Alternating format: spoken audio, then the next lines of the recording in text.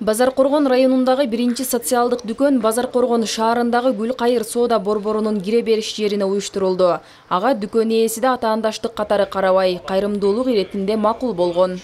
Өкмөт таманынан продуктовый полка коюлуп магазин ачылды.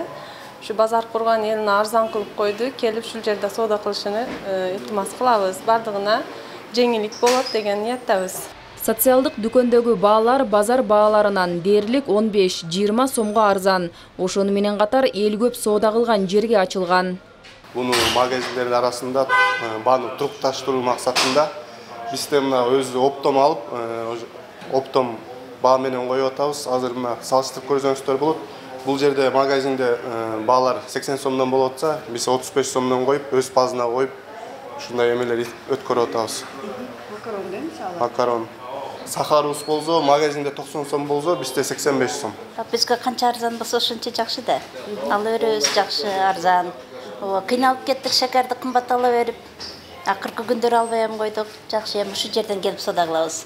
Алдыңкы күндөрдө мындай дүкөндөр, ошону менен катар мүмкүнчүлүгү бары муктаждарга берген социалдык текчелерди уюштуруу иштери күчөтүлөт. Бул коомдун аярылуу катмарына карата көрүлүп жаткан камкордук. Район боюнча 4 дүкөн ачкан жатабыз. Анда кече болсо биринчи дүкөнүбүз азыр көрүп кеттиңер. Гүлкайыр магазинде базардын как раз түйүндө ошол ачылды.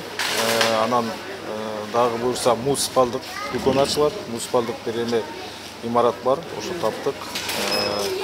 Экинчи дүкөн болсо ал жеке менчик Көкмай атанын кире беришинде ачкан жатабыз. И 4-чү болсо Арсланбап айыл өкмөтүндө.